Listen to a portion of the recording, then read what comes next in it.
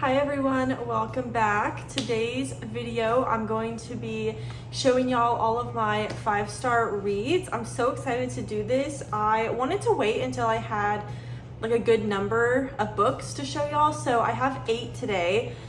These are all the books from when I really got back into reading back in, I think it was like the end of 2021 or beginning of 2022. I only have 8 5-star reads, which I don't know if that's a good or a bad thing, but I'm gonna share all of them with y'all, why I think they're 5 stars, and I just love watching these videos.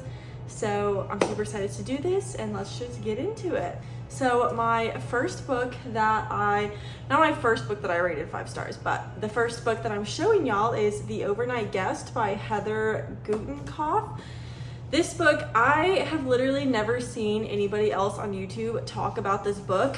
I got this at half-priced books probably like 6 months ago, and just the cover really intrigued me. Like, I don't know if y'all can see, but like at the bottom, it's like a cabin or like some house in like the snow. So this book is about this girl who, I think she's a writer, and she goes to stay in this like, I think it was like an Airbnb, like she just rented it out for like a week because she was having problems in her marriage. So she went to go stay there alone, and while she was there, a giant snowstorm came through.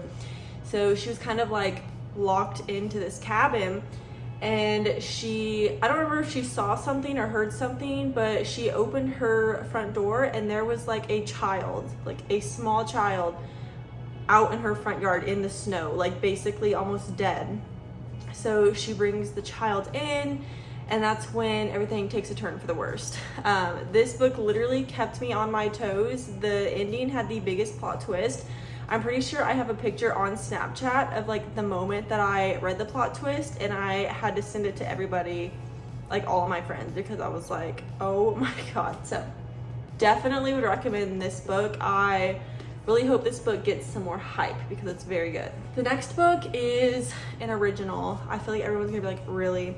But It Ends With Us by Colleen Hoover. I had to put this in here. This is the book that got me back into reading. I swear on my life.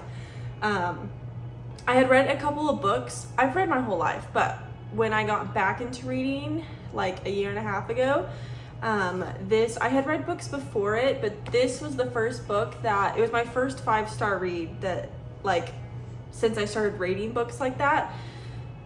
And the way that this book made me feel, I will never forget. I kind of want to do a video where I'm rereading this to see if it's still a 5 stars. Because I've seen a lot of videos of people who reread it now after a couple of years, and it's not like the same. It's not 5 stars for them anymore. So I really kind of want to do a video of me rereading this, but I will never forget how this book made me feel when I read it. I was like, I'm in love with reading again. So love this book.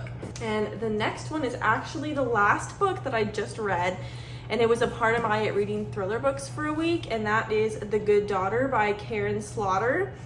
This is, first of all, it is a 640-page book. It's very thick. This is also the mass paperback copy, so it's very small, which is why it probably has a lot of pages. I don't know if you can get it in normal paperback. I don't remember. I feel like on Amazon there wasn't an option, but this book reminded me of The Overnight Guest, which is probably why I liked it.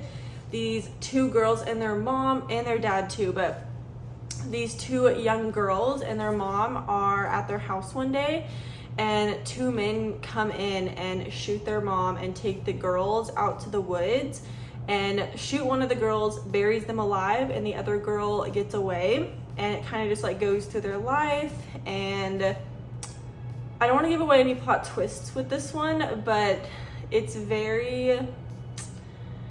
keeps you on your toes, but at the same time, like, I don't know how to explain it. The ending does have a couple of good plot twists. Nothing that makes you like, I don't know.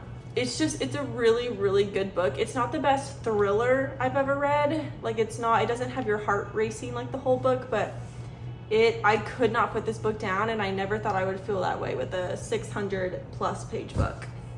The next book is Every Summer After by Carly Fortune. This was the first or second book that I read once like summer had kind of hit. This was like the first kind of like lighthearted summery book I read. Oh my gosh, something just flew in front of my face. But this was instantly a 5-star read for me. It was so cute. I could not put this book down. This is about, I believe their name is, it's Sam and Percy. This is one of those books that has like, it goes back and forth between like past time and present day. So the past time is when they're kids at the lake houses and them like hanging out, being in love, whatever. And then it jumps to like current day.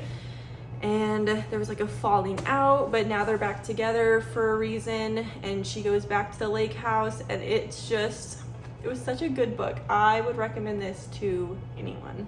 The next book is another thriller, and that is Survive the Night. I feel like this book has such mixed reviews because this book takes place like 95% of the book, they're in a car, like the whole time. And they're just like going through what happens in the car. And I didn't think I was gonna like it for that reason, but boy was I wrong, because this book also had a crazy plot twist at the end. I think I love plot twists because I can't guess them. I also try to like not really guess them because I want to be surprised, so I try not to think about it. But basically there's this girl and her best friend had gotten murdered by a serial killer that's like on their college campus. And so everyone's like having to be super careful, and the girl is like really depressed. Her best friend was literally killed by a serial killer, so she just wants to go home. She wants to go home, but she either doesn't have a car, or she just like doesn't like driving, or it's something along those lines. But she doesn't have a way home, and she lives like 2 states over, so it's like 10 hours away. So on like those boards, like those community boards, she put up a sign saying like, can anyone give me a ride home for break? Or someone else put a thing up saying like, I'll give people rides home for money or something. Either way, she ends up talking to this guy who lives kind of in the same area that she lives. So he's like, I'll give you a ride. So I feel like everyone can probably tell where this is going. She gets in the car with him, and the talk of the serial killer comes up, and things start happening. And it is just so good. This is also a really, really small book. I think it has, it's like 300 pages, but super good book, kept me on my toes. The next one is The Silent Patient, which also kept me on my toes. This one I had waited to read for so long. Like, everyone had read this book, and for some reason I just had not read it yet. But I finally read it for a video, and I went into detail about it in the video. But basically this woman, she murders her husband and like doesn't talk afterwards, like doesn't talk to anyone. So she's in like a mental hospital, and everyone's like trying to get her to talk and open up and like confess. And this guy shows up who gets her to talk, and stuff starts coming to light. And it's just, I don't want to spoil too much, but this was super good. I think I literally finished this book in like a day and a half. Like, it was just so good. I would definitely recommend this. The next book is pretty similar to Every Summer After, and that is The Summer Broken Rules. I think this was the first book that I read once summer hit, and this one was also just so cute. It's about a girl named Meredith and Whit. So Meredith's grandparents own like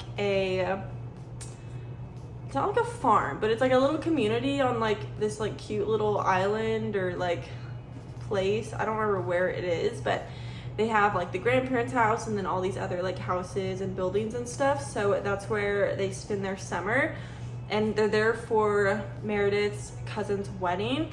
And she meets a guy there, and the guy is part of the groom's side, and they hit it off, and it's just a very lighthearted, fun summer book. I just love this book. I would definitely reread this book as well as Every Summer After again next summer.